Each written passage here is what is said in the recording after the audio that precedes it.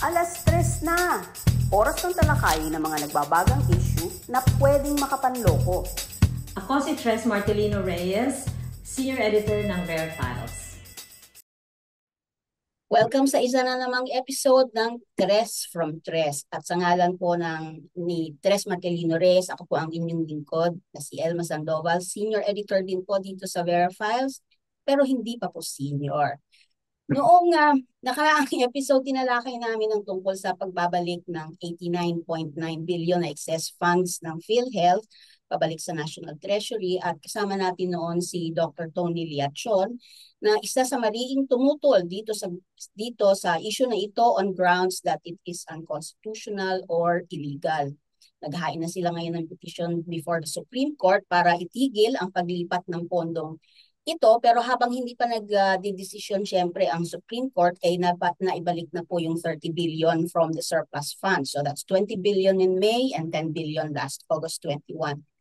Para mabigyan naman ng pagkakataon ang PhilHealth na ibigay ang kanilang side at para ipaliwanag sa atin kung ano itong controversial issue na ito, inimbitahan natin ang kanilang spokesperson at sa wakas nandito na siya para maipaliwanag nga sa atin ang tungkol sa excess funds na ito. At bilang tayong lahat na Pilipino ay miyembro ng PhilHealth or dapat tayo ay enrolled under PhilHealth, ay napakalaking privilege po sa amin and honor para makasama ngayon ang PhilHealth spokesperson at Senior Vice President for Finance Policy. At sabi niya, almost pioneer na daw siya dito sa PhilHealth since 1997. So very, very good na makakausap natin siya. Welcome to the show, Dr. Israel Francis Pargas or Doc Ish. Good morning, Miss Elma, and of course, good morning sa lahat ng ating televiewers and lahat ng makakapakinig din ito. And I'm so sorry because I was not available in most of the times na scheduled ito, pero at least now I am here. So thank you for having me. Oo, dahil kay Enteng, nandito kayo. Yes. Pero yon, thank you very much for at sana po ay maipaliwanag natin sa ating mga manonood at makikinig ang tungkol sa issue na ito at maraming mga tanong nila tungkol sa PhilHealth. Siguro let's start po. I-confirm lang natin, naibalik na po yung 10 billion last August 21. Yes, we are able to return the almost around 30 billion. The first tranche was 20, and then last August 21 was the 10 billion. Okay, so yun na nga, gaya ng sabi ko, unless there's a ruling from the Supreme Court to stop it, it will continue in October and then in November for the last. Yes, Miss Elma. We know for a fact that meron nga pong na-file for seeking a TRO on this return, at kami naman po ay susunod din kung ano man na magiging desisyon ng ating korte. Meron po ba kayong napag-usapan na sakaling mapigilan ito at utos na ibalik ang pondo, the 30 billion that was already transferred? Meron po bang balak ang PhilHealth kung paano po ito gagamitin? Well, kung makikita mo, Miss Elma, we started expanding all our benefits even before nangyari ito.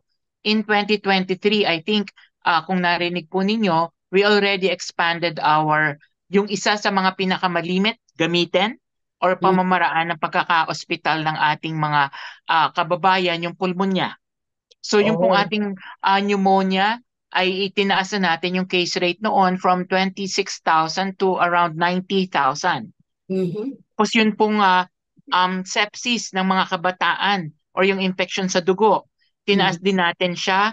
And I mean stroke pala. So alam nyo naman, maraming nagkaka-stroke sa ating mga kababayan. Yung ischemic stroke from 28,000 to around 80,000.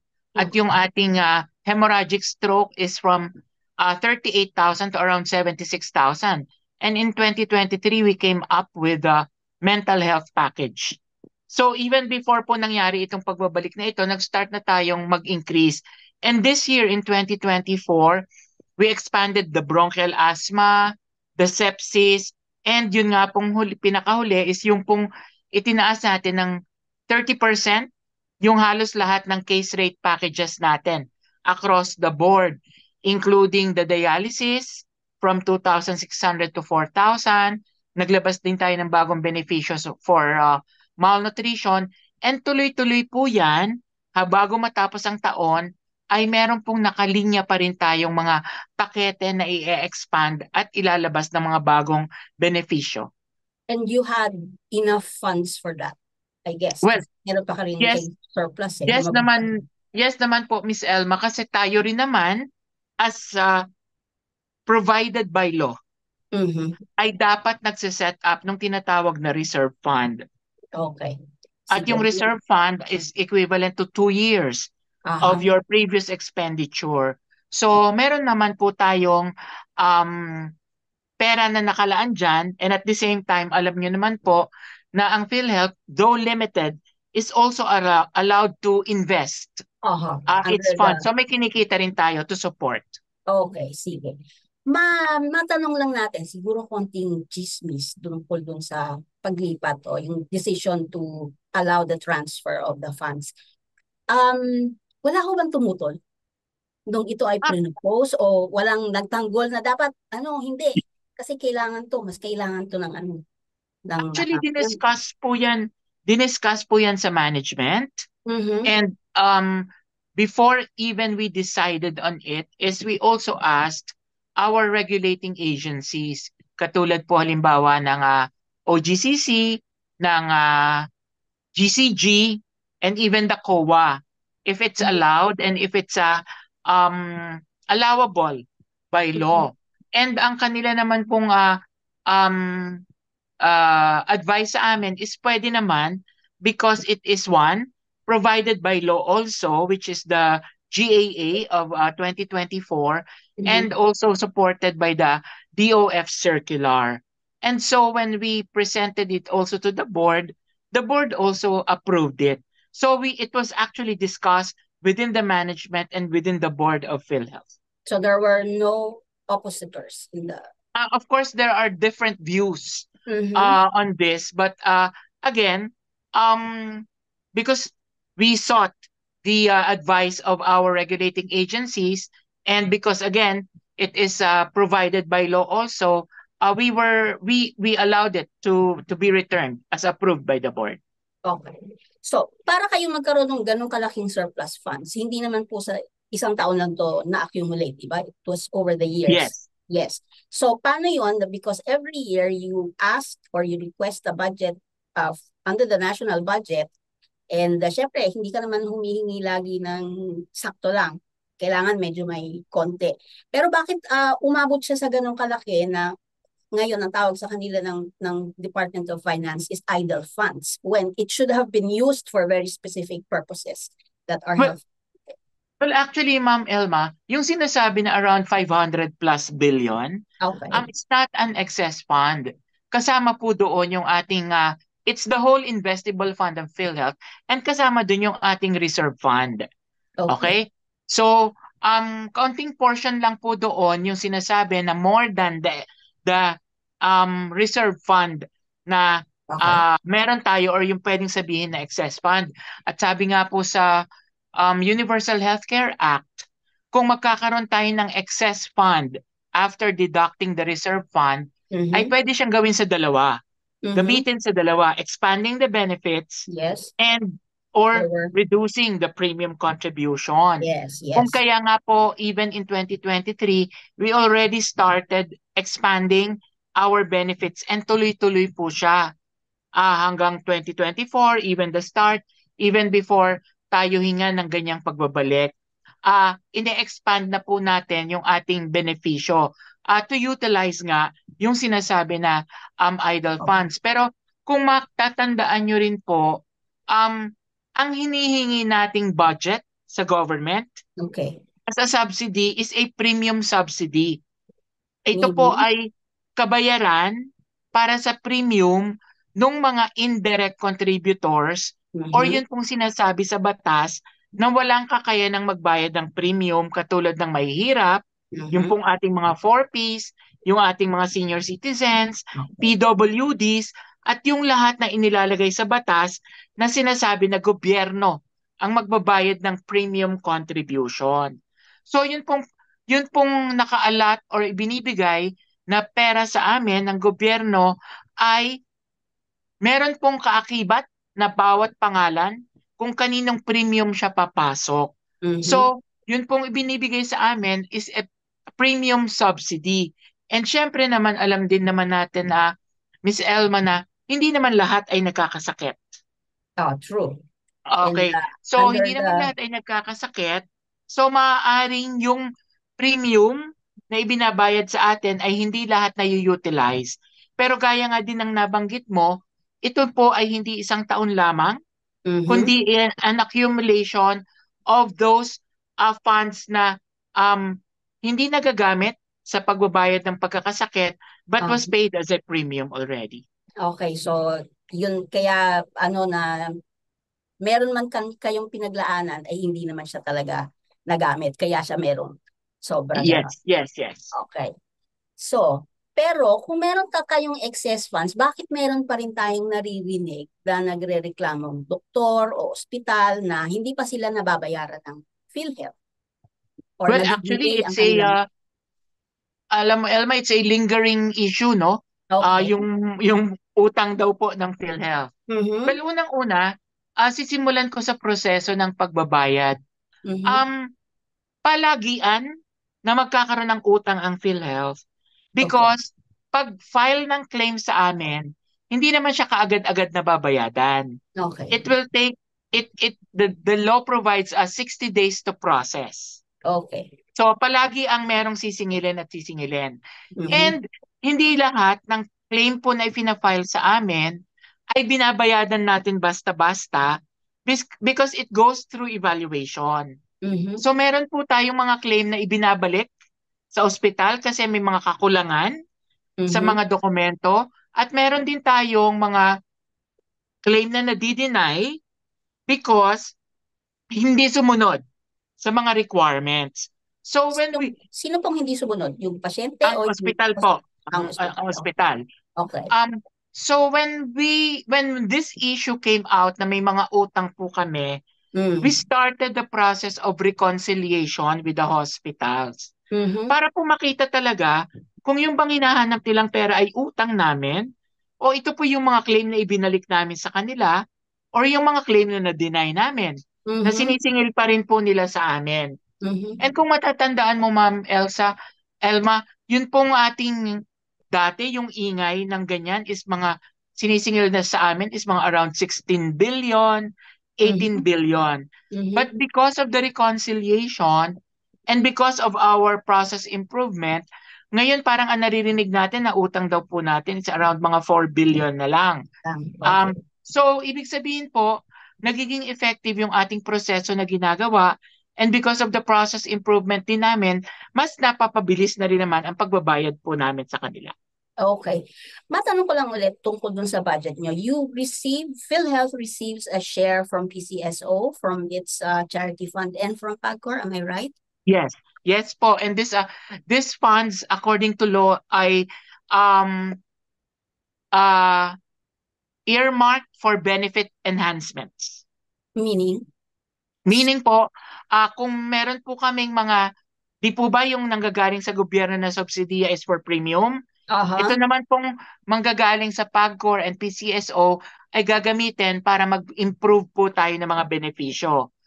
So, yun pong ating mga ilang benepisyo katulad ng hemodialysis. Okay. Noon po kasing hindi pa natin kino-cover ang kabuuan ng hemodialysis, ang PCSO po ay sumasagot dun sa mga natitira. Katulad po nung dati, ang sinasagot lang namin is 90 days. So yung natitirang araw, ang PCSO ang sumasagot. Pero since yung pong pera ng PCSO binibigay na sa atin, kaya po nakakapag-expand na tayo at ngayon, nasasagutan na natin yung isang taon mismo na 156 sessions ng hemodialysis ay nabibigay na natin sa ating mga miyembro. So ganun, dun po natin ginagamit yung pera ng PCSO and PAGCOR. Okay. So malinaw yan na it is to the benefit of the Yes. members. Yes, yes. Okay, so medyo siguro may kalinawan na tayo tungkol dito sa excess funds na pero yun na nga pinaglalaban pa rin na kung meron tayong Yes. excess funds dapat pumunta pa rin siya sa pangkalusugan at hindi Yes po. structure. But thank you very much because that really helped clarify. Siguro sana para sa mga miyembro katulad ko na minsan nagkakaproblema pagka mag-claim o mag-a-avail na ng benefits ng PhilHealth, medyo mabubuksan na yung isip natin. But later on, we're going to talk about more about those actual benefits and how can we avail of them or who can avail of them, who are Yes. eligible. Yes, Ma'am Elma, no, but just to say the list also, the corporation recognizes the criticisms and Yes. the opinion of others, especially of the members and all other societies. We do recognize them. However, we need to follow also the law and the instructions. And again, whatever will be the decision of the court, we will also follow. Okay, so magandang magandang narinig namin sa inyo yan at sana maintindihan din ng ating mga miyembro at yung mga nag-o-oppose kung bakit ginawa ng PhilHealth ang inyong ginawa. At siguro antayin na lang natin kung anong desisyon ng ibibigay ng Supreme Court dito sa TRO na to. Okay, we're going to take a short break and then when we come back, we're going to talk about the Universal Health Care Act. Okay? Ang tendency ng mga tao na porque sinabi ng isang opisyal o nabasa mo, maniniwala ka. Wait a minute! Pero i-develop natin yung critical thinking natin. Kasi may utak tayo Gamitin natin yung utak natin. I am the one! Kapanay-paniwala ba kung binasa ko o itong sinabi nitong opisyal na to para ma-distinguish mo what is fact, what is opinion, what is sarcasm, and what is a downright lie.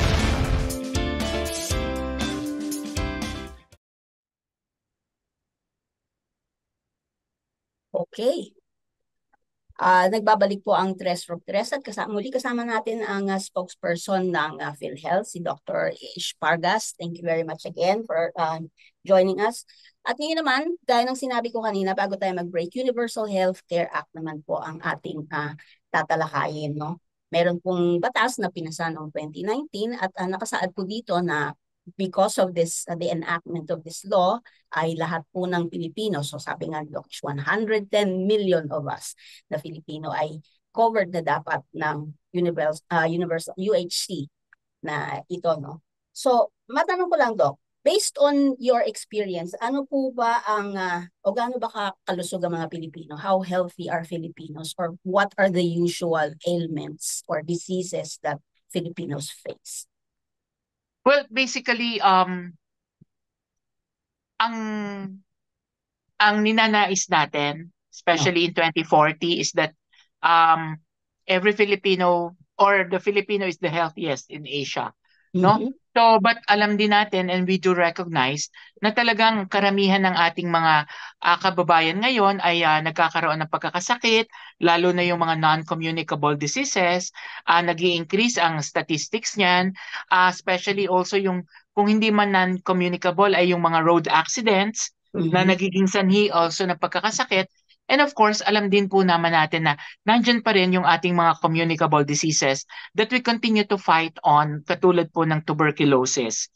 So, lahat pong yan ay present pa rin sa ating environment and kasama pa rin yan sa nilalabanan ng ating health system. And Ma'am Elma, hindi lang po yun, including those which are new and emerging diseases like the COVID. And now we have the Mpox. So lahat po yan ay continuously ay hinaharap pa rin ng ating health system. Sa statistika po sa PhilHealth, kasi what we have as a record ay yun pong mga nagkiklaim para po sa pagkakasakit.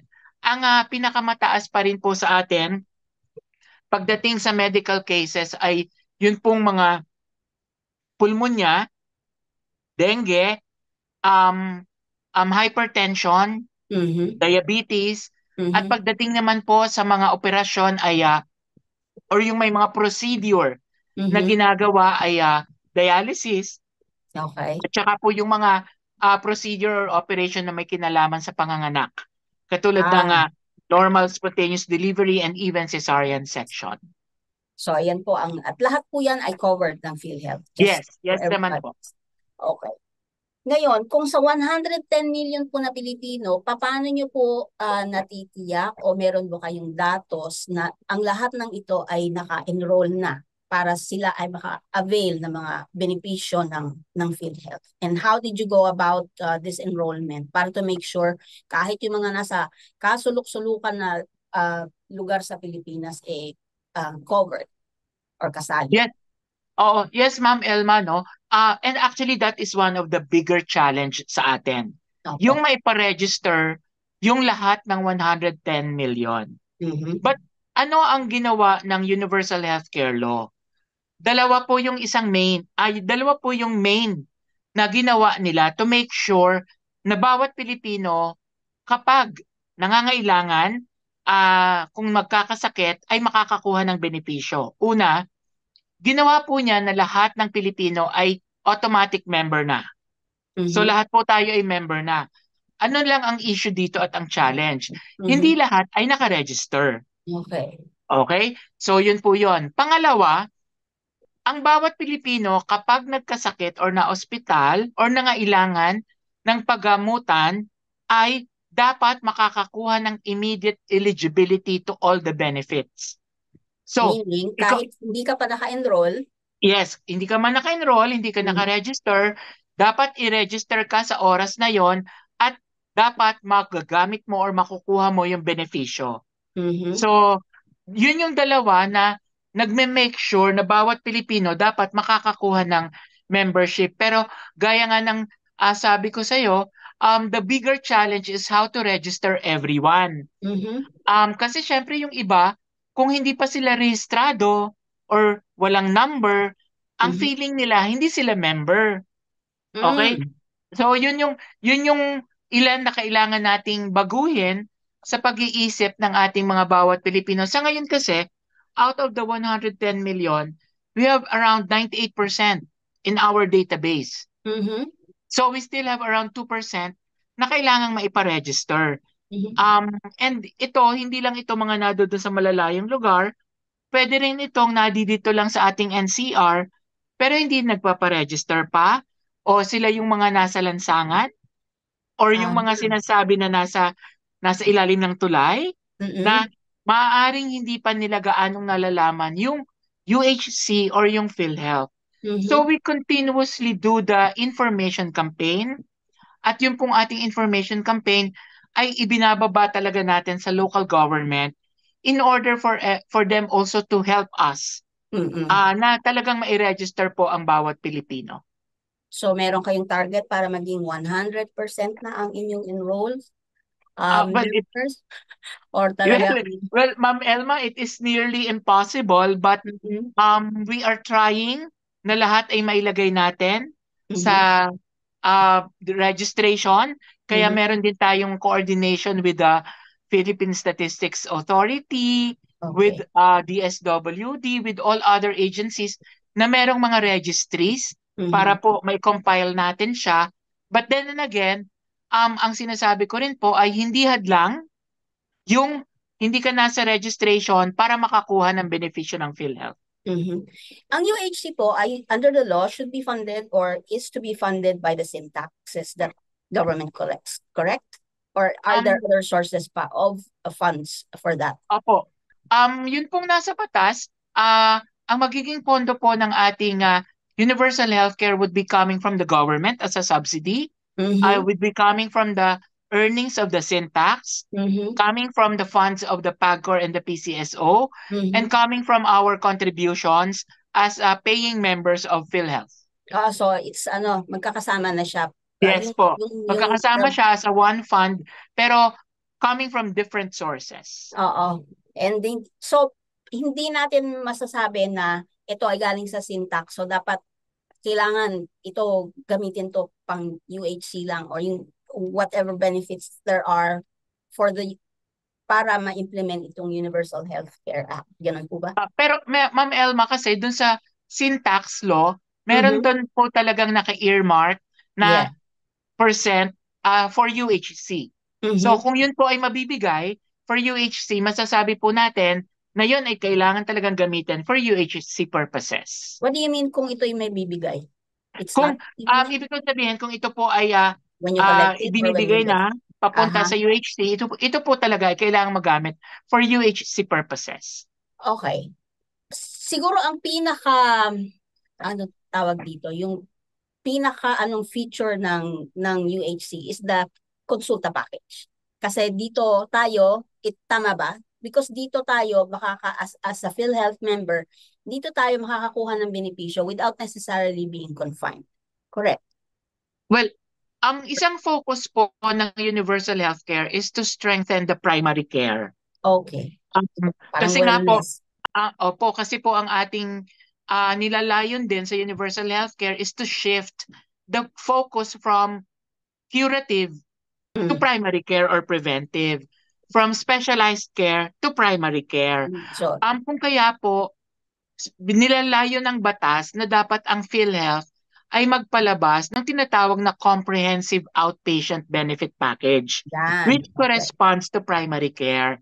At ang PhilHealth po, in coming out with a comprehensive outpatient benefit package, nagpalabas ng unang pakete ng konsulta as our transition package to a comprehensive one. So aasahan po natin na yung konsulta as a program right now will later on be transferred to a comprehensive primary care benefit package.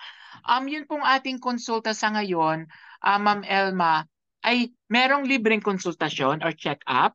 Okay. Meron pong libreng diagnostics or blood workup or screening. Okay. radio workup. And meron din pong kasamang libreng gamot. Okay.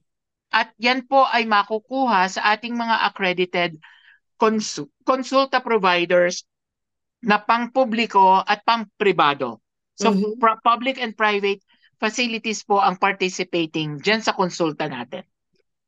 Tama po ba na ang allotment para sa isang membro, I guess, for the consulta package is 1,750 or is that not correct? Yes. Yes, the capitation po per person is 1,700 to include the services of check-up, the 15 laboratories. Dati po kasi when we started, 13 laboratories yan. Pero ngayon po, in-expand na natin to 15. Isinama na natin ang mammography and ultrasound of the breast and the lungs. And 21 drugs na kasama po at libreng makukuha sa konsulta. Kakasya po ba yun? Kasya po ba yun? Ano to? This is for a year? Is this for a year?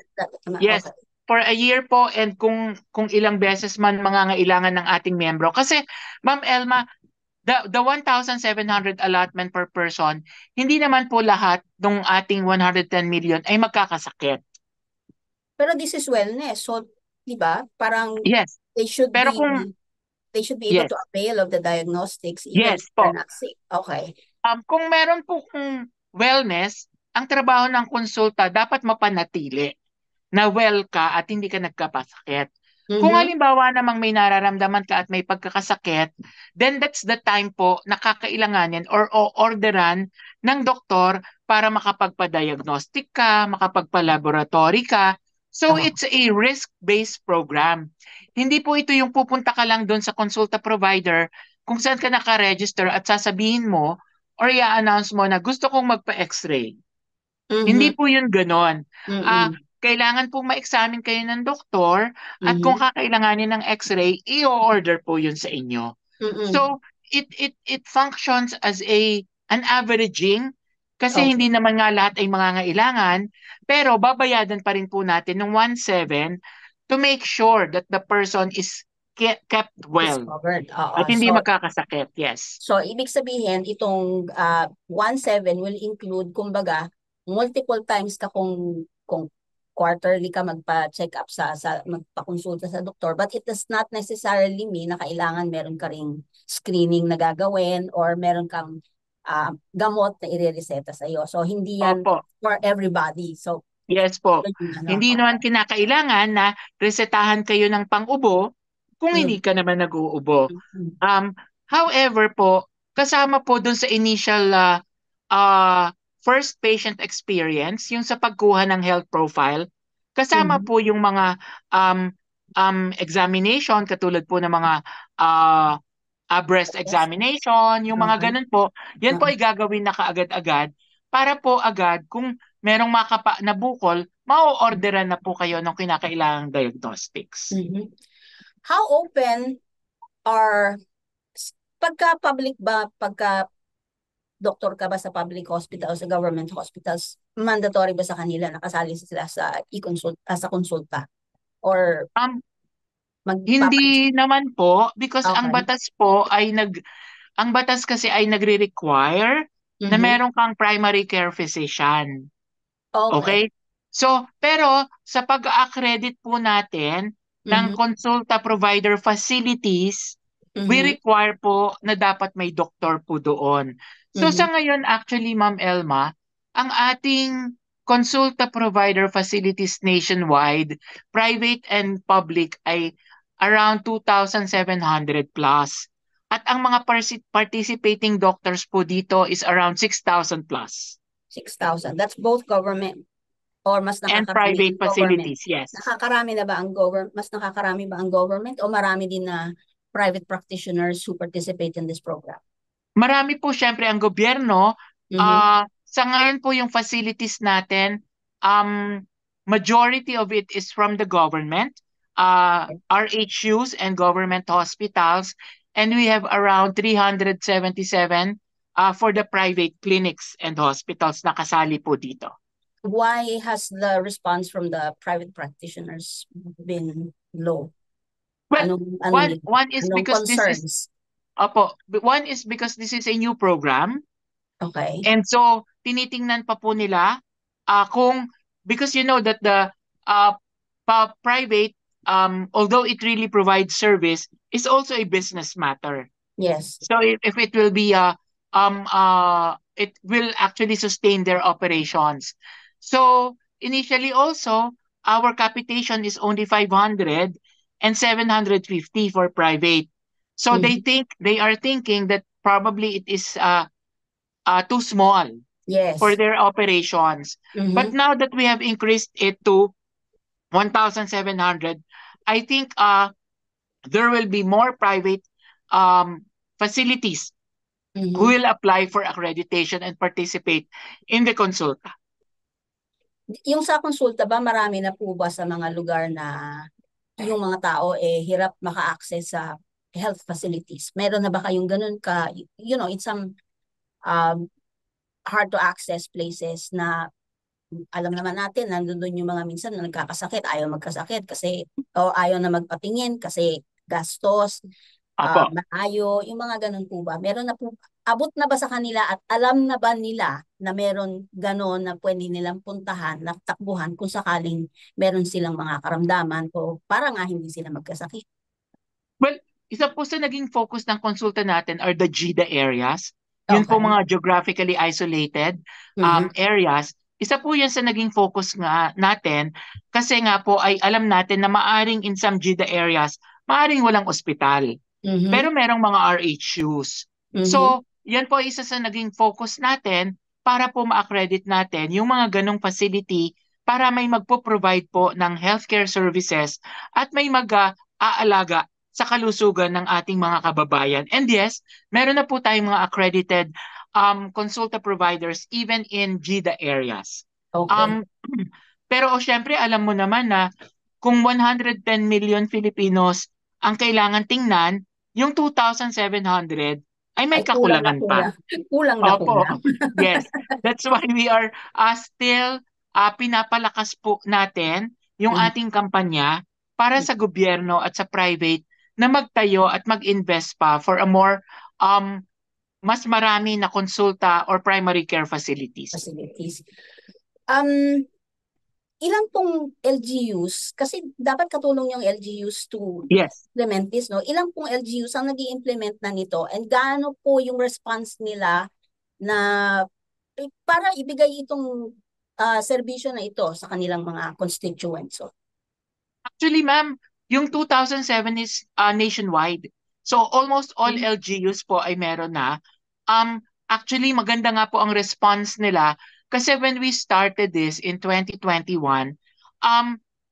so nagsimula tayo ng parang 300 plus lamang yung ating consulta providers.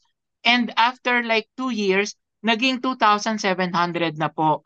And continuously, ay meron din po tayong patuloy na make sure na meron pang mga for accreditation na consulta providers.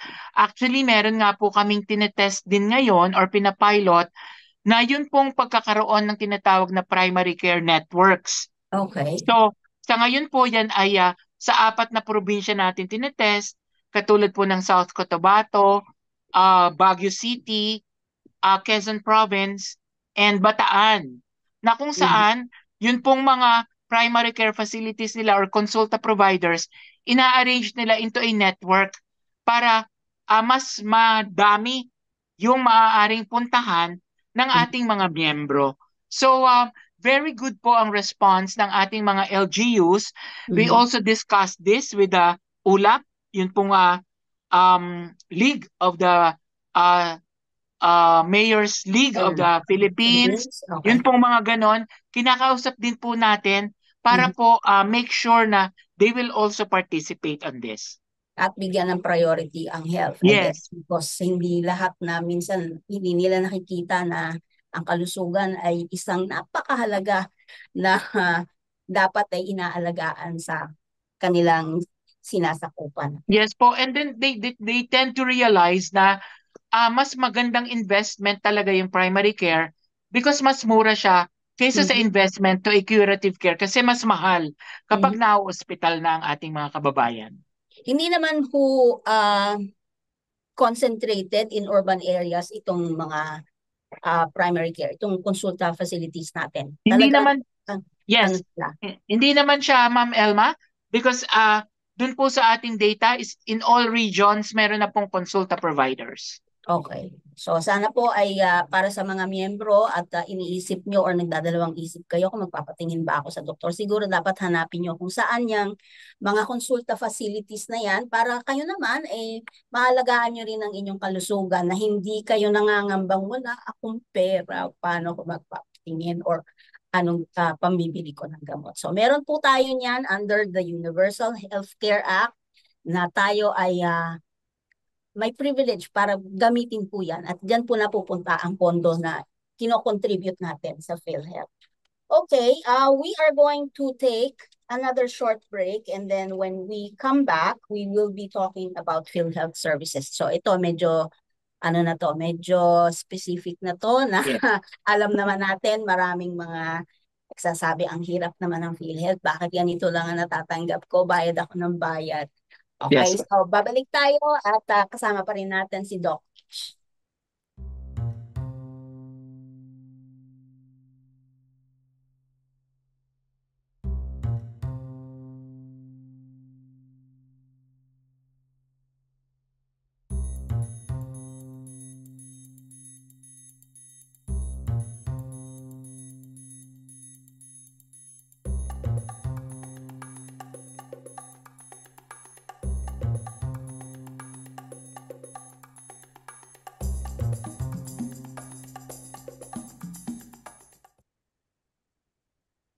Okay, we are back and it has been an interesting conversation with Dr. Israel Francis Parga from PhilHealth because tinuturuan niya po tayo ay pinapaliwanag po niya sa atin kung papaano kumikilos ang PhilHealth at saan napupunta ang pondo nito, ano ang kanilang mga programa na tayo bilang mga miyembro at bilang Pilipino ay pwede nating i-take advantage of.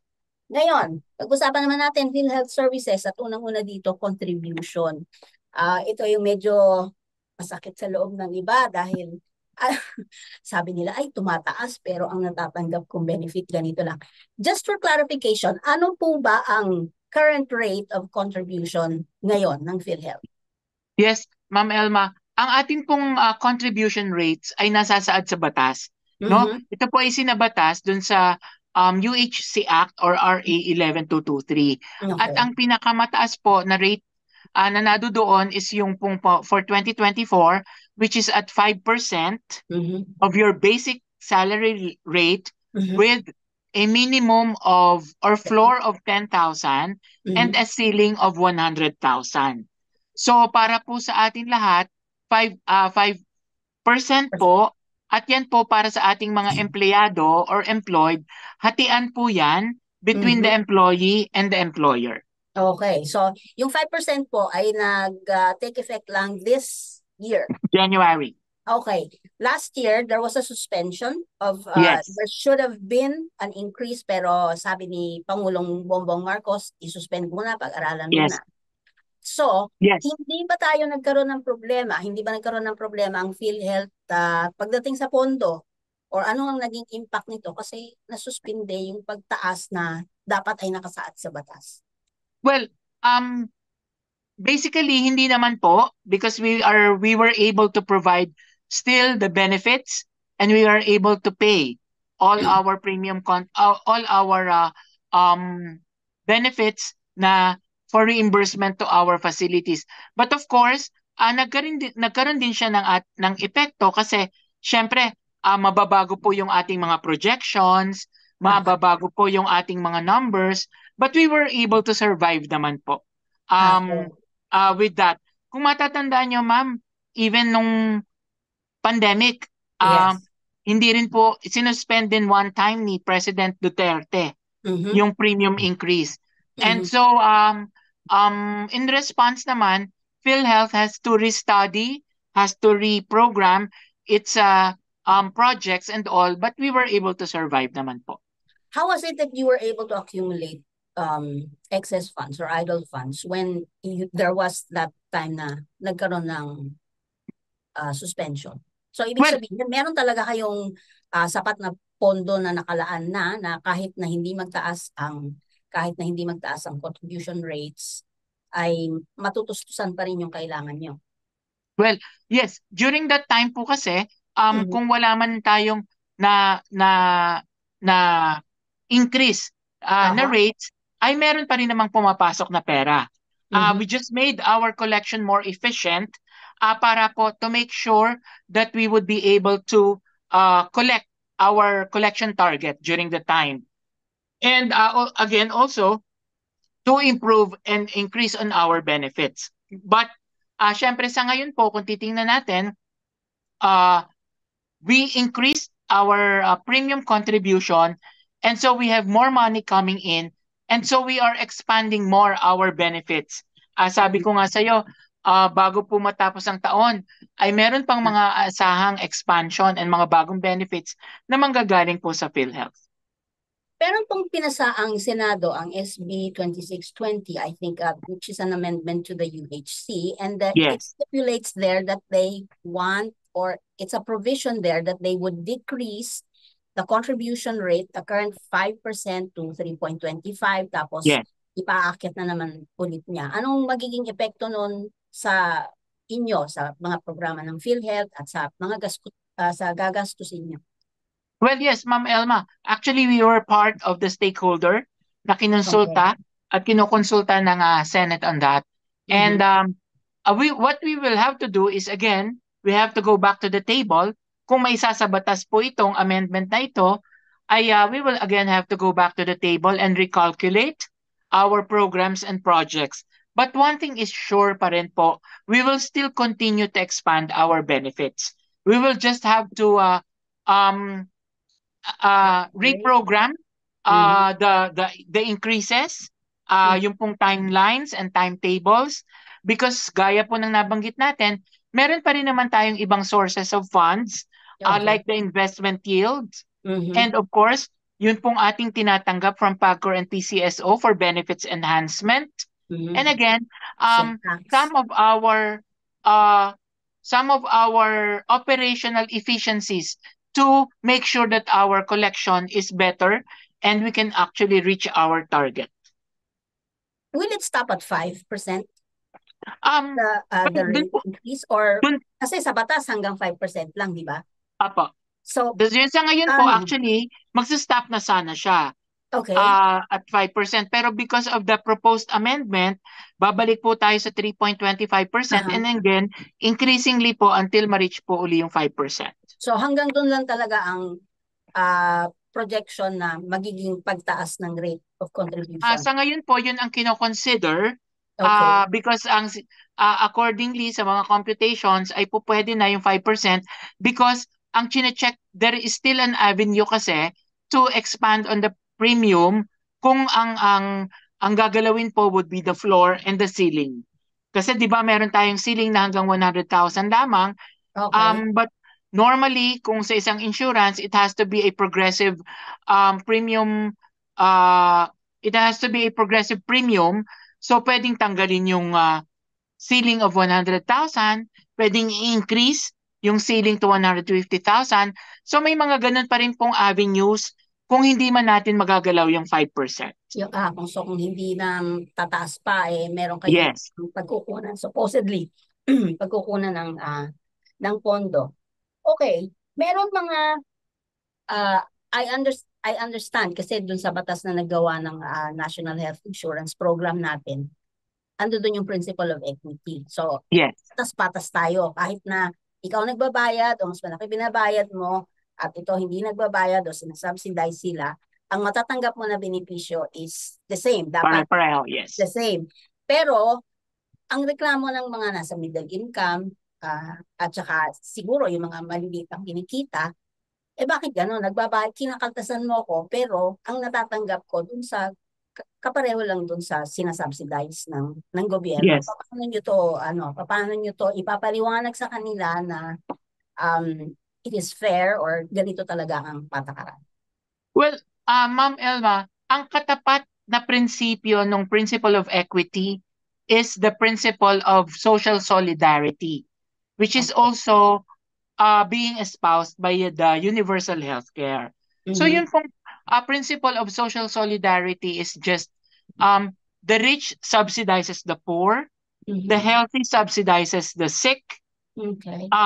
the young subsidizes the old, Okay. such that po yung ating ibinibayad na premium, kung ito man ay mas mataas or kung tayo ay nagbabayad ng premium at yung iba ay ini-sponsor ng national government, ang lahat po na yan ay ginagamit natin for one benefit.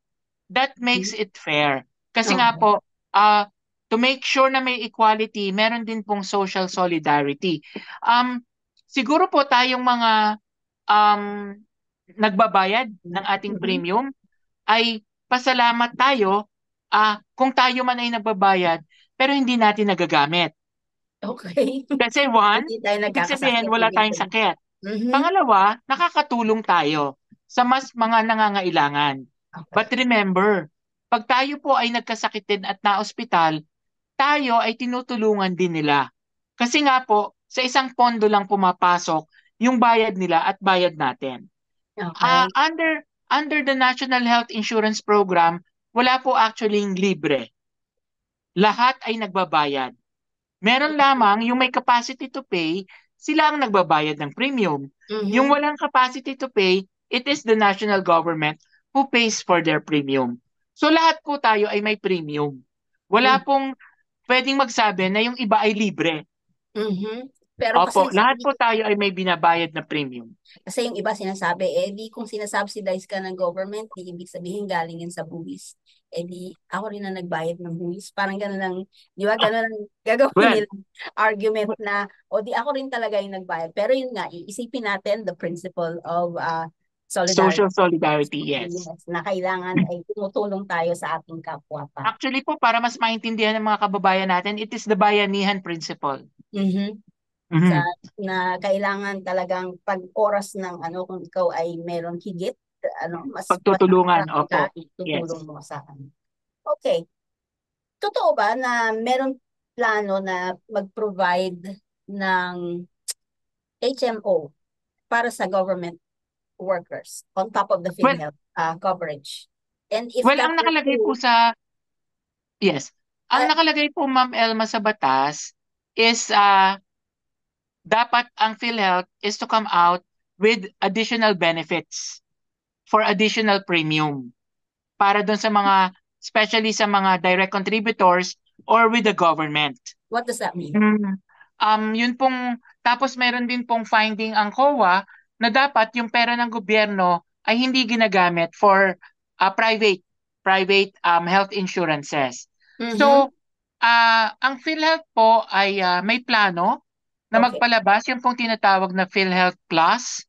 Yun po yung Okay. ating tinatawag sa programang ito, PhilHealth Plus, kung saan on top of the regular PhilHealth benefits, Okay. for additional premium, Okay. ay makakakuha po ng additional benefit. So, So para tao po pa siyang rin, HMO type.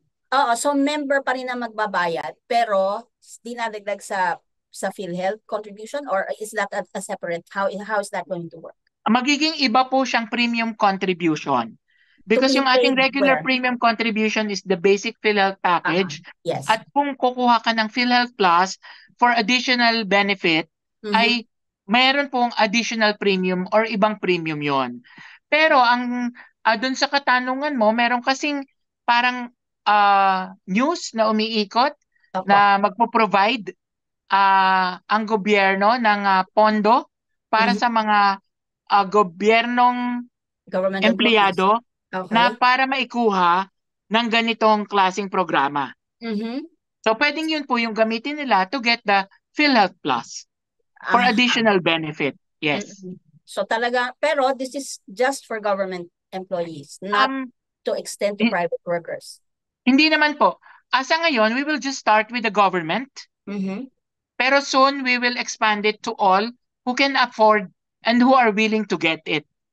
So, pwede po siya sa private, then later on, kasi nasa batas naman siya for all direct contributors. Basta ikaw ay willing na magdagdag para sa separate na, Yes po. separate na benepisyong ito. Yes po. Kasi Ma'am Elma, di ba, yung ating mga walang kakayanan or yung ating mahihirap na kababayan, binibigyan naman sila ng chance ng gobyerno na wala nang babayadan kung sila ay sa ward or basic accommodation ng pang-gobyernong ospital pupunta. Yung walang babayaran, okay, sa ward, ward, tapos sa government Basic. hospital, kahit Yes. anong sakit po yan? Yes po. At kahit So, sino basta Pilipino who opts to be admitted in a ward or basic accommodation should be provided a no copay. And not in the government facilities, Ma'am Elma, ha? Sa batas ng UHC, nakasulat po doon. And also, not less than 10% of the beds of the private hospitals should be a basic or ward accommodation. So pwede din siya mag-apply kahit sa private hospital ka magpunta, Yes. yun nga lang doon ka sa ward o doon ka sa Yes. basic accommodations. Yes. So okay, Apo. so yan yung siguro yung sinasabi ng iba kasi mahirap nga sila na ospital yung kung sinong pamilya nila, pero yun nga sapat naman daw ang ibinigay ng PhilHealth sa kanila nung na-confine kung sino. Yes. Apo. Just to make it clear, yun ay kapag nasa ward ka sa isang government or public hospital, Yes. po yun sa'yo. Or in private, dun po sa 10% na allotted for ward or basic accommodation. Okay. So, kung meron man tayong pangangailangan sa ating pangkalusugan, kailangan natin magpagamot, kailangan natin magpa-opera, so dun tayo pupunta para parang libre. Makalibre. Yun yung doon nag-a-apply yung libre na sinasabi Yes. natin, ibabayaran ng PhilHealth lahat. Yes po. Pero paano naman po, kasi sinasabi ngayon na ang out-of-pocket expenses na lumalabas, I guess for those who are not in the wards or in public hospitals, na napakaliit lang ng sinasagot ng PhilHealth at almost 42-45% ang out-of-pocket expenses natin if we don't go to the wards. Paano naman kung tulong yan o meron bang programa na pwedeng gawin ang PhilHealth para naman mas ma-increase or mas ma-decrease ang out-of-pocket expenses natin? Well, yes, actually, Ma'am Elma, previously ang ating out-of-pocket is umaabot hanggang 60%. But ngayon bumaba na to 44 to 45%. And ang nilalayon ng ating gobyerno ay mapababa pa siya to around 20%. Mhm. Ngayon, kung halimbawa po, of course, kung sa ward or sa basic accommodation, 100% siya kasi no copay siya or wala na dapat babayadan. Pero Mhm. paano kung ang pinili mo na pagpapakonfine ay dun na sa mga private rooms Mhm. or yung mga rooms with amenities? Apo. So, um, PhilHealth is trying to expand its packages to Okay. increase its out para ma-increase yung pong uh, value, Inpatient clinic. support value at mapababa yung out of pocket. Kaya lang, alam mo Ma'am Elma, may mga kwento rin na habang nag-i-increase ng pakete ang PhilHealth, nag-i-increase din ng presyo ang mga ospital. So So, parang hindi ka makahabol. Kasi yes, oo, ito na parang sana mahahabol mo pero tinaasan naman nila. Oh, yes, opo. So okay. parang nagiging inflationary yung effect Aha. ng ating pag-i-increase. So Oo. parang hindi rin nararamdaman ng ating mga miyembro yung Oo. pag-i-increase natin. Katulad ngayon, we increase it to 30% Okay. for all pakete. And Mhm. well, if I could say it, may plano po kami at pinag-aaralan uli namin as instructed by our President Mandy Ledesma, Mhm. napag-aralan na bago matapos ang taon, mag-increase uli kami ng another 30%.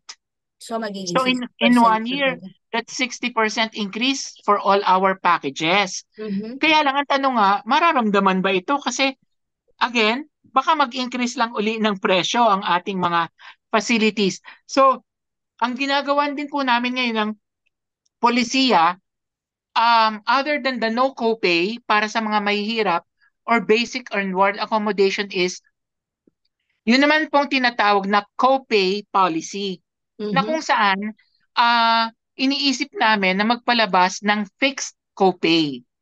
Meaning? So, meaning, kung halimbawa po sa pagkakasakit na ito at na-admit ka sa isang private room, ito Mhm. ang babayadan ng PhilHealth at Mhm. yung babayadan ng miyembro ng PhilHealth ay ito lamang or naka-fix na Ah. para hindi po siya pwedeng singilin ng sobrang taas or sobrang laki ng ospital or ng doktor. Mhm. So yun po yung tinitingnan natin to counteract the inflationary effect, to come out with a fixed co-payment rule para Mhm. po naman dun sa mga nais magpa-ospital sa hindi basic or ward accommodation. Have you been coordinating with the hospital association, I guess, kung amenable sila sa ganitong uh, program na ito lang ang dapat mong bayaran. We will soon be coordinating with them. We Mhm. always naman po coordinate with them kapag may bagong benepisyo, but we are still doing the groundworks kasi syempre Okay. kailangan din po namin na maipakita na yung fixed copay ay tama na. Hindi Mhm. na kailangang maningil pa nila ng sobra. Oo. So kailangan yun pong ating pakete approximates the cost of care.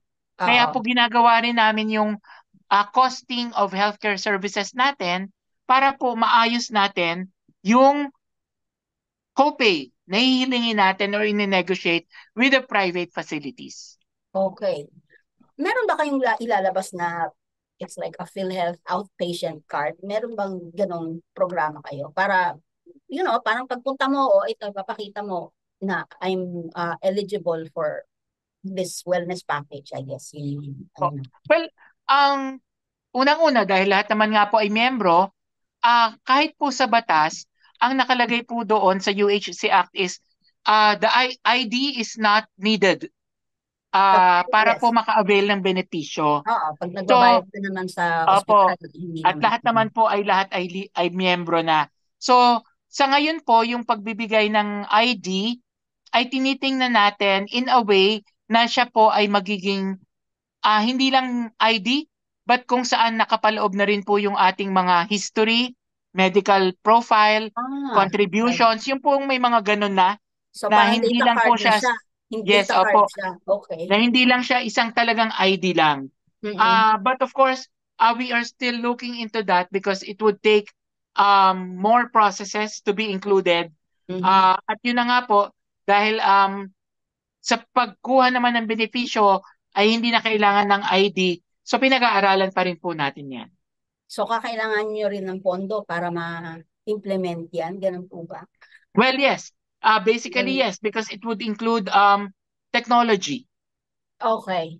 So are you investing a lot on technology? Is PhilHealth heading towards that sa pag-improve nyo ng programs nyo and your benefits, the packages? Yes, actually, Ma'am Elma, it's one of our top priorities this year and in the succeeding years.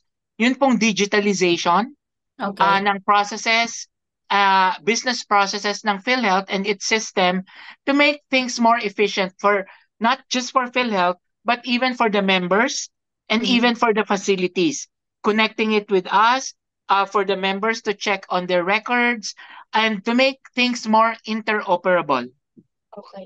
Meron ba kayong isasaling oral health care package sa inyong outpatient? Dahil napaka-importante yun eh.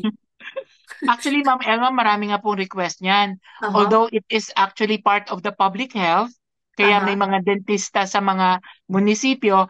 Pero yes, because nakasulat din po siya sa Universal Healthcare Act that the comprehensive outpatient benefit package should include dental package and oral package. So, although ngayon, meron naman na po tayong dental packages, but those which are done or operations or procedures which are done in the hospitals, not in the clinics yet. So hindi lang yung usual na prophylaxis, yung hindi po ganun pa ang meron sa mga sa ngayon po, hindi pa ganon. Sa ngayon, wala pa po yun. Ang meron po ay yung mga kailangan ng operasyon dito sa ating bibig at sa dental-alveolar structures. But yes, kasama po sa dental package sa comprehensive outpatient na ilalabas po natin yun. Ang dental, okay. Meron pong nagtanong, no? Si Bless Adriano ng Facebook. Meron po daw, aside from confinement, meron po daw bang benepisyo ang PhilHealth para sa persons with disabilities? Meron ba silang specific or ano? Ma'am, actually po, lahat po ng benepisyo natin ay makukuha and pwede po sa PWDs. We also recognize the 20% discount of the PWDs. And the PWDs po, nang naaayon sa batas, ay pinagbabayad dapat ng gobyerno ang premium contribution. Tapos po, meron din po tayong mga specific benefits katulad po ng children with disabilities. Meron na po tayong mga pakete niyan.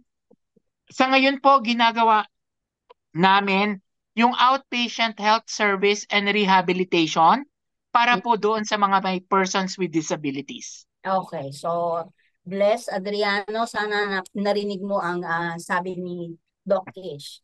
Meron naman po galing sa YouTube si Dency. Ang asawa ko was diagnosed with stage 3 breast cancer in December 2023. Nagsimula siya ng gamutan January of 2024. Nagtanong kami at ang sabi ay hindi siya eligible for the Z-benefit package. Bakit po ganito? So far, nakagamit na kami 28 days out of 45 days sa kanyang regular PhilHealth benefit for her chemo sessions and ER admissions dahil sa side effect ng chemo. Tapos, meron siyang upcoming radiation therapy and it will take another 30 days. So, mako-cover ba yon? At saka, meron bang stipulation o provision na ang pre-existing condition ay hindi yung meron time muna bago. Wala po tayo ng mga pre-existing conditions katulad ng private insurances. Ma'am Elma, hindi ko kasi alam kung ano yung mismong diagnosis, no? But baka po ang na-implement sa kanya ay nung pong hindi pa natin na-expand yung ating bagong breast cancer package na dati po ay 100,000, ngayon po ay umaabot na sa 1.4 million. At dahil po meron na po tayong bagong Z-benefit package for breast cancer, para po kay Mr. Dency, baka po pwede kayong makipag-ugnayan muli sa aming mga opisina ng PhilHealth at para po ma-re-evaluate kayo kung pwede po kayo or ma-qualify doon sa bagong Z-benefit package ng PhilHealth. Kasi Ma'am Elma, yung ating bagong Z-benefit package for PhilHealth, in-expand na natin siya to stage 4 cancer. And anytime po ay pwede nang pumasok doon sa Z-benefit. Hindi na kinakailangan yung pagsisimula pa lamang. or yung may dating operasyon. Pero ngayon po ay inopen na po siya na at any stage or any time of the treatment, pwede siyang ma-qualify for Z-benefit. So para po kay Mr. Densi, baka po nais ninyo na makipag-ugnayan muli sa ating mga opisina for the Z-benefit package for breast cancer. Doon So, po sa ibig bago sabihin, nating Z-benefit. so ibig sabihin, if you yung Z benefit na yan, kunwari for cancer, for breast cancer in particular, kung babalik at babalik ka for chemo sessions, hindi yan like may limit na hanggang ganito lang? O pag naubos na yung 1.4, that's it? Paano po ba Ah, yung ano niya? yes po. Yun pong 1.4 are allotted for several treatment including the Medication? operation, chemoradiotherapy, Aha. hormonal therapy, targeted therapy. So lahat po yun ngayon ay included na doon. At kung ano po yung klase ng therapy, meron pong amount of package na doon. But the Mhm. whole package, kung kakailanganin po, is amounting to around 1.4 million Yun. pesos. So kung may sakaling may hingin pa o ipagawa pa or bibili na gamot na lalagpas na sa 1.4, yun ay magiging at sariling gastos. Out of pocket na po, Ganun. yes. But Oh. katulad po nung ating hormonal therapy for Mhm. the breast cancer, ang Mhm. coverage po niya is 1 year na hormonal therapy eh. Mhm. Okay. Opo. So may ganun pong may mga ganun pong period at ganun na rin po katagal yung coverage. Saan po pwedeng paano ba to, makapagbasa o malaman tungkol sa mga Z benefit packages? Yung kumbaga yung medyo detalyado kasi parang na o-overwhelm or nahihiya o natatakot ang mga tao na alamin kung ano ba talaga yung matatanggap nila. Meron ba kayong, is there a Ma'am, campaign or meron po something? tayo sa website. They Okay. can check our website www.philhealth.gov.ph. Okay. Doon po sa uh, under benefits, Okay. meron po dong special section for Z benefit packages. So naka-itemize po doon ang Yes kung po. ano yung We already have matatanggap around 18 Z benefit packages at 18. nakasulat din po doon sa website kung ano yung mga ospital na nagbibigay nitong ating Z benefit packages po nationwide. Okay. So para po sa ating mga kapwa Pilipino, miyembro ng PhilHealth, kung nais niyong malaman kung anong serbisyo o anong benepisyo ang pwede niyo matanggap sa PhilHealth, pumunta lang na po kayo sa website nila. Yes, Okay, actually Ma'am Elma, balikan ko lang yung konsulta. Oh, Yung yes, sir. yun pong konsulta provider, facilities Opo. na accredited namin, nasa website din po. So pwede po nilang pasukin yon and they can choose doon Mhm. sa mga konsulta providers na malapit sa kanila at doon po sila magpa-register. Oo, para doon ang pupuntahan nila para sila. Yes. Apo. Okay, that's very, very helpful. Maraming salamat. Nakaisang oras na rin tayo.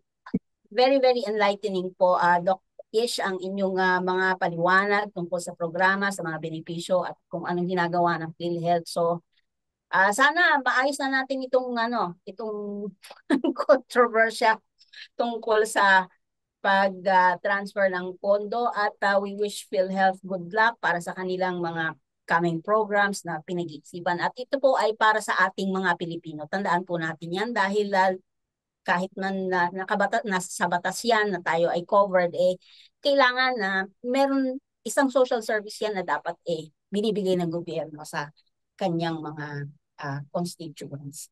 Maraming salamat po, Doc Ish. Maraming salamat sa PhilHealth for helping enlighten us about these issues and about PhilHealth and what it provides the Filipinos. And for everyone who watches us, who's watched us, sana po ay may napulot kayo dito sa aming usapan. At we hope to see you again. Please don't forget to like, share, and subscribe to our YouTube channel and Facebook page.